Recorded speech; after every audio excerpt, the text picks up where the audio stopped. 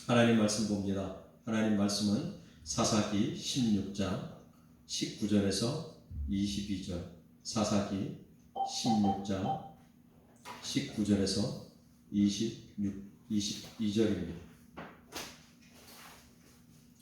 찾으셨으면 같이 한 목소리로 공독합니다. 드릴라가 삼손에게 자기 무릎을 베고 자게 하고 사람을 불러 그의 머리털 7가닥을 밀고 괴롭게 하여 본즉 그의 힘이 없어졌더라. 드릴라가 이르되 삼손이여 블레셋 사람이 당신에게 들이닥쳤느니라 하니 삼손이 잠을 깨며 이르기를 내가 전과 같이 나가서 몸을 떨치리라 하였으나 여호와께서 이미 자기를 떠나신 줄을 깨닫지 못하였더라. 블레셋 사람들이 그를 붙잡아 그의 눈을 빼고 끌고 가사에 내려가 노줄로 매고 그에게 옥에서 맷돌을 돌리게 하였더라.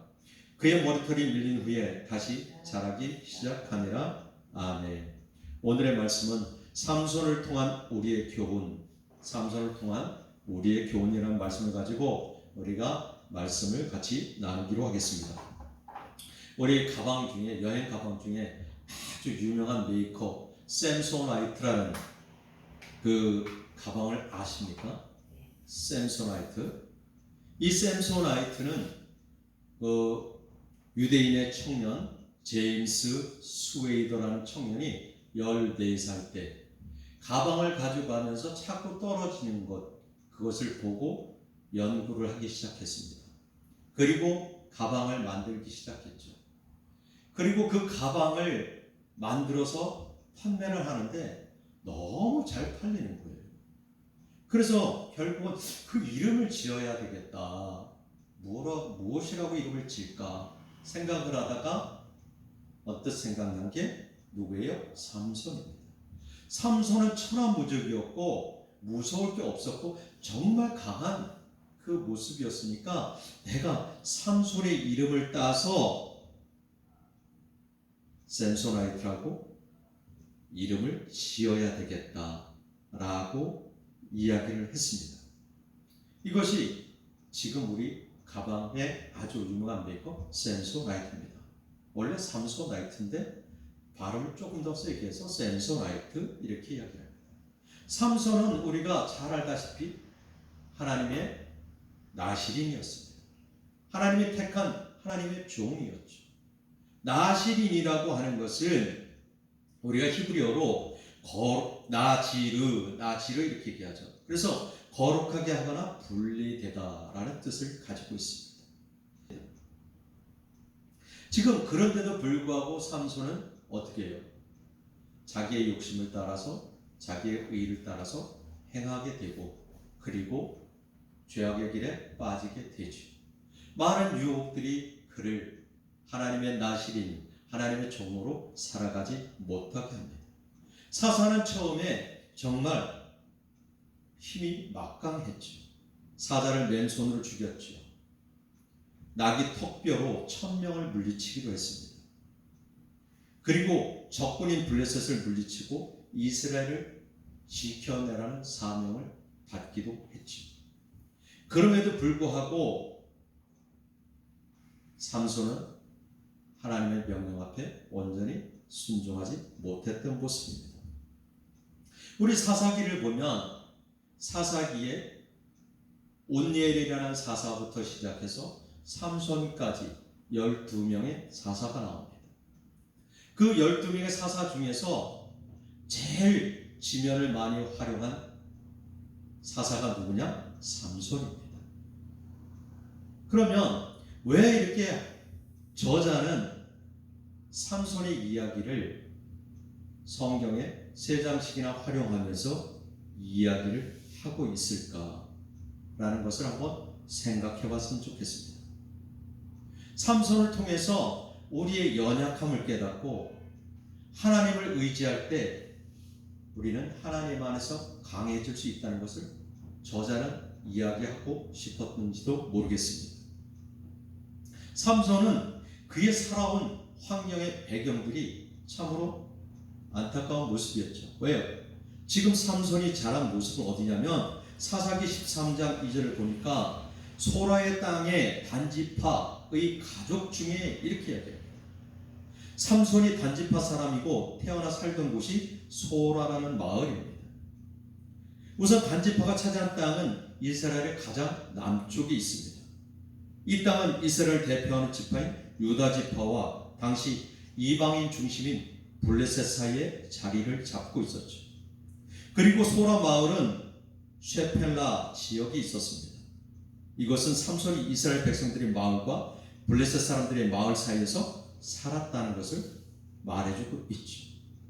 그래서 그 삼손이 자란 환경이 이방 문화를 받아들일 수밖에 없고 이방 족속의 습관을 따라갈 수밖에 없었다라고 생각을 할 수밖에 없습니다.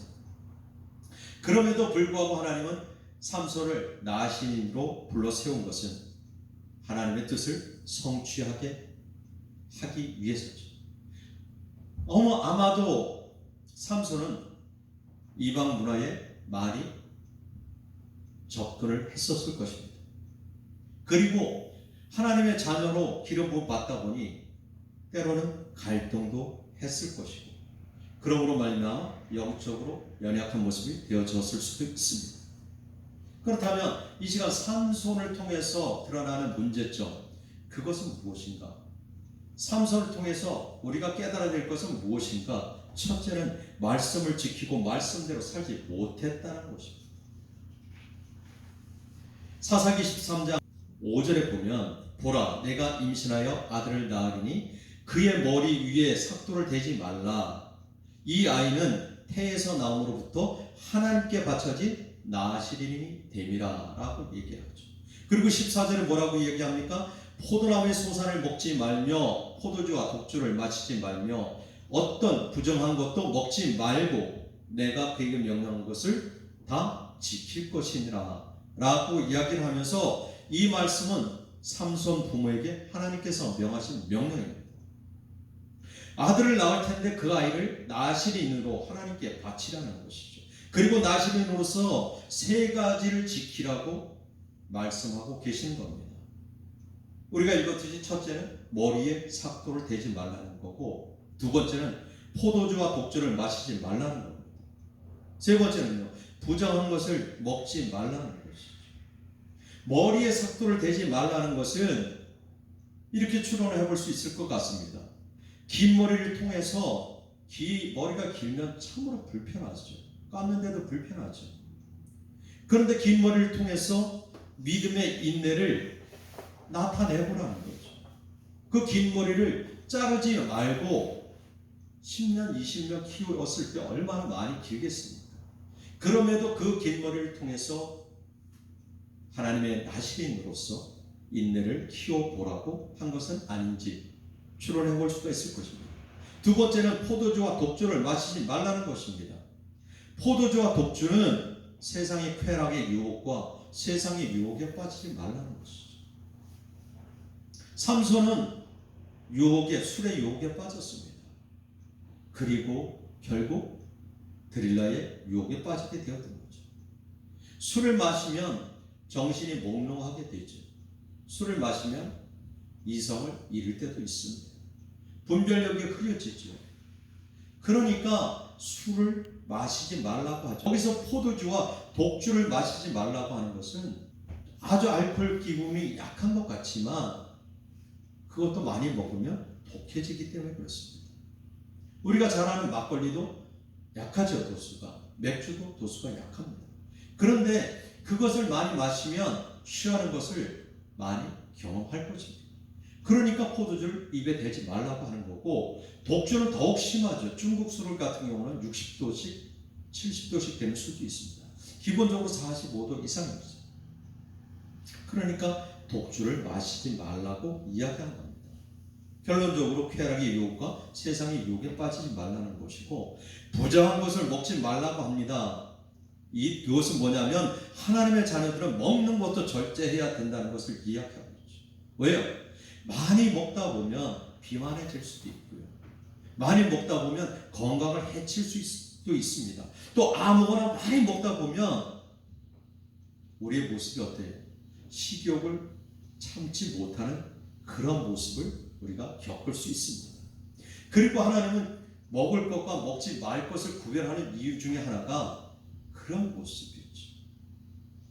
그런데 삼손은 지금 이 세 가지를 다 어기고 말았습니다.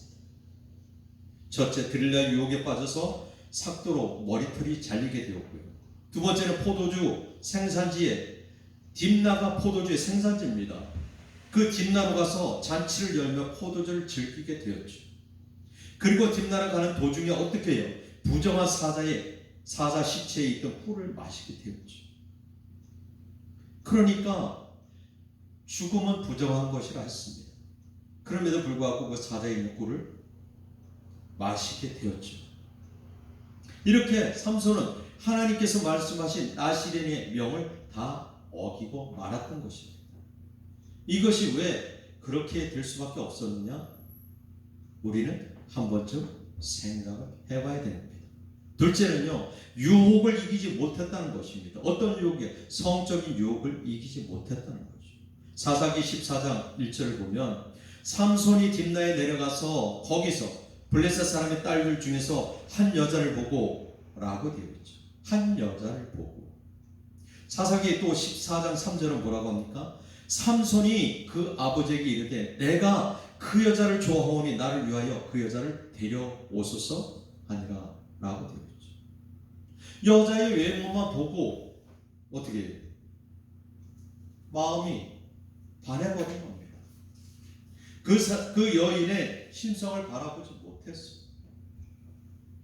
그런데 그럼에도 불구하고 아버지가 깨우침을 좀 주었으면 좋은데 그런 부분이 없었던 게 너무 안타깝죠. 그래서 삼손이 딥나에 내려가서 블레셋 여인에게 반하게 되었던 것입니다. 하나님은 분명하게 이야기하죠.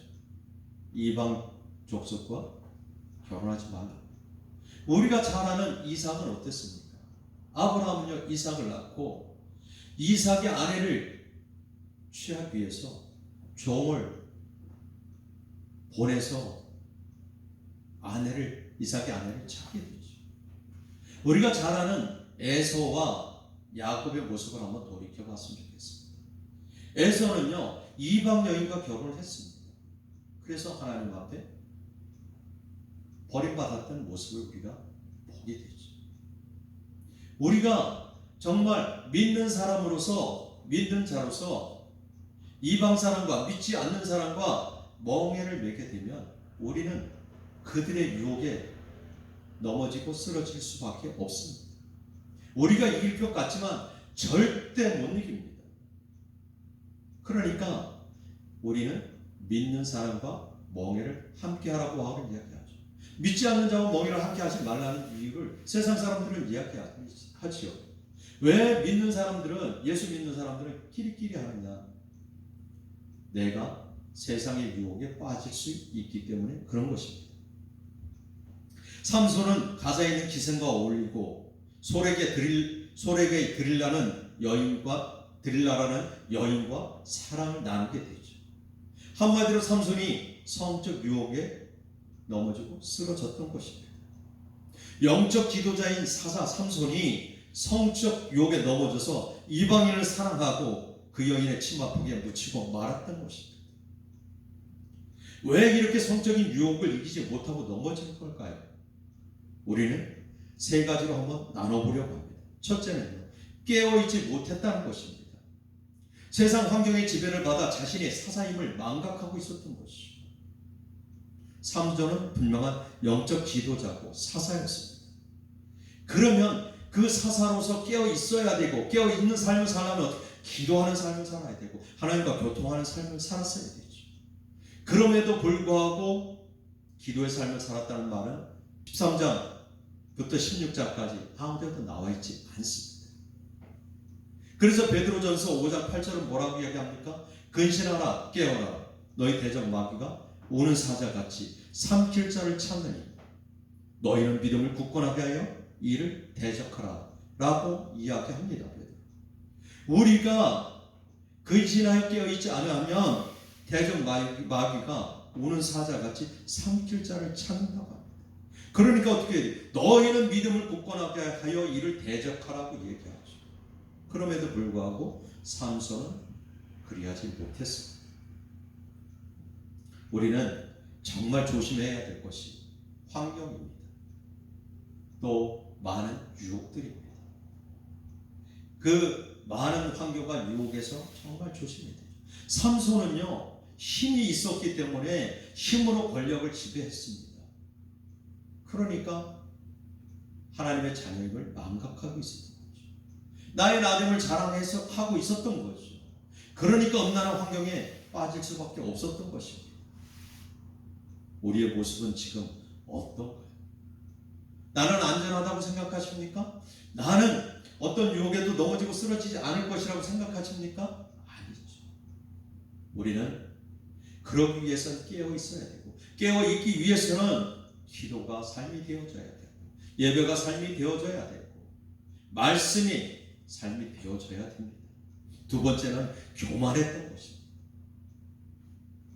삼손은 자기 힘을 의지했습니다. 자기 능력을 의지했습니다. 예수님께서 이 땅에 오실 때 뭐라고 하냐면 나는 겸손한 자라 말씀하셨습니다. 그럼에도 불구하고 삼손은 자신을 망각하고 교만한 모습이 되어져 있었죠. 그래서 신명기 8장 14절에 이렇게 얘기하죠. 내 마음이 교만하여 내 하나님 여호와를 잊어버릴까 염려하노라. 정말 귀한 말씀이죠. 내 마음이 교만하여 내 하나님 여호와를 잊어버릴까 염려하노라. 하나님 미리 신명기를 통해서 이야기하고 계시죠. 우리의 마음에 어떤 교만함이 있나요? 지금 대통령 선거가 얼마 남지 않았죠. 대통령이 되면 오만 대한민국에 있는 권력을 다 누릴 수 있습니다. 그렇죠? 그리고 세계에서 인정해주는 대통령이 될 수밖에 없죠. 그렇다 보면 겸손해질 수가 없습니다. 교만해질 수 있죠. 그때 어떻게 얘기하냐면 하나님을 잊어버리는 거예요. 설령 하나님의 자녀로 기름 부음 받아서 대통령이 될지라도 교만한 모습이 되면 하나님의 자녀임을 잊어버리게 되죠. 세 번째는요, 기도로 무장하지 못했던 것입니다. 기도의 삶을 살지 못했던 것이죠. 세상 쾌락에 빠져서 기도할 시간이나 여유의 마음이 없었던 것입니다. 에베소서 6장 11절 얘기하죠. 마귀의 관계를 능히 대적하기 위하여 하나님의 전신갑주를 입으라. 드릴라는 블레셋은 마귀의 관계였습니다. 그런데 그를 대적하기 위해서 하나님의 전신갑주, 말씀과 기도와 예배의 삶을 살았어야 되는데 그런 삶을 살지 못하니까 결국은 어떻게 해요? 마귀의 관계에 넘어질 수밖에 없다는 거예요. 쓰러질 수밖에 없다는 거죠. 그 모습이 너무 안타까운 모습이죠. 그래서 삼손은 결국은 마귀의 관계에 넘어지고 쓰러졌던 것이죠. 머리가 잘리고 두 눈이 뽑히는 그런 안타까운 모습을 보게 됩니다. 그런데요, 하나님은 어떤 하나님이십니까? 하나님은요, 우리를 끝까지 사랑하십니다. 우리의 손을 놓지 않고 계시는 것이죠. 삼손의 모습은 어땠습니까? 부정한 것을 먹었죠. 시체의 꿀을 담겨져 있는 것을 먹으면서부터 어쩌면 삼손은 좀 더 이 악한 세력에 자리를 내어줬는지 모르겠습니다. 그런데도 하나님은 그의 모든 것을 용서해 주시고 우리 사사기 16장 28절 한번 봅니다. 16장 28절 같이 한번 읽어볼까요? 삼손이 여호와께 부르짖어 이르되 주 여호와여 구하옵나니 나를 생각하옵소서.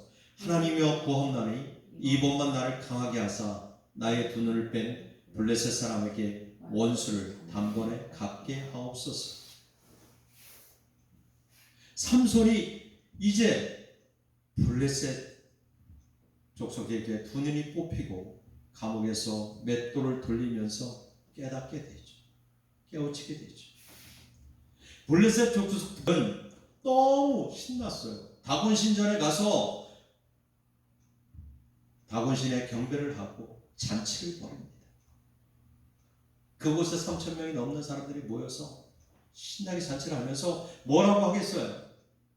그렇게 힘이 좋고 하나님의 자녀라고 하던 삼손 우리가 잡았어. 그리고 두 눈을 다 뽑았어. 그리고 지금 맷돌 돌리고 있는데 그 사람 한번 데리고 와봐. 우리가 어떤가 보게. 그리고 그를 다곤 신전 밖으로 데리고 나옵니다. 그때 삼손은 하나님께 기도하는 것이 지금 28절의 기도입니다. 삼손이 여호와께 부르짖어 이르되 주 여호와여 구하옵나니 나를 생각하옵소서. 하나님은 구하옵나니 이번만 나를 강하게 하사 나의 두 눈을 뺀 블레셋 사람에게서 원수를 단번에 갚게 하옵소서. 그러면서 29절은 뭐라고 해요? 삼손이 집을 버틴 두 기둥 가운데에 하나는 왼손으로 하나는 오른손으로 껴 의지하고 삼손이 이르되 블레셋 사람과 함께 죽기를 원하노라 하고 힘을 다하여 몸을 굽히매 그 집이 곧 무너져 그 안에 있는 모든 방백들과 온 백성에게 덮이니 삼손이 죽을 때에 죽인 자가 살았을 때 죽인 자보다 더욱 많았더라 라고 이야기를 합니다. 하나님은요 이렇게 삼손에게 마지막에 은혜를 베풀어 주셨습니다. 저는 이 말씀을 읽으면서 22절에 보니까 지금 우리가 읽은 21절에 블레셋 사람들이 그를 붙잡아 그의 눈을 빼고 끌고 가사에 내려가서 노줄로 매고 그에게 옥에서 맷돌을 돌리게 하였더라 라고 하면서 22절에 그의 머리털이 밀린 후에 다시 자라기 시작하니라 라고 합니다. 머리털이 다시 자라기 시작한 것은 하나님의 시선이 삼손에게로 향했다고 생각해 볼 수 있죠. 하나님의 은혜가 삼손에게 임하고 있다고 생각해 볼 수 있을 것입니다. 우리의 삶이 지금까지 어떠한 삶을 살아왔든지 지금부터라도 하나님을 전적으로 의지하고 하나님께 매달리는 삶을 살아갈 때, 하나님께 부르짖는 삶을 살아갈 때 하나님은 우리를 향해 시선을 돌리시고 우리에게 은혜를 베풀어 주십니다.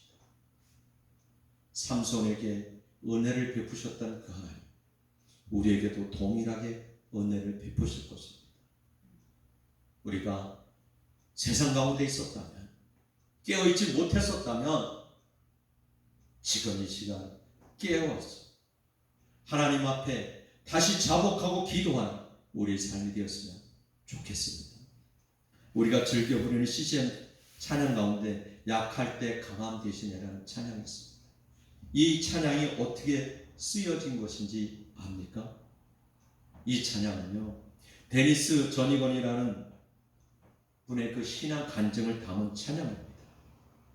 이분은요 원래 동성애에 빠져서 밑바닥 인생을 살았던 사람입니다. 그 삶이 너무도 고통스러워서 자살까지 시도했던 사람이죠. 그러다가 어느 날 예수를 만나게 되고 하나님의 은혜가 너무 놀랍고 감격스럽고 느껴져서 찬양을 쓰기, 가사를 쓰기 시작했습니다. 그리고 내가 가장 약할 때 강함 되시는 그 하나님을 생각하며 가사를 썼죠. 우리의 모습은 가장 연약한 모습 속에서 하나님이 일하십니다. 가장 낮아진 모습 속에서 하나님은 임하십니다. 우리의 모습이 그런 모습이 되어지기를 예수 이름으로 축복합니다. 아멘.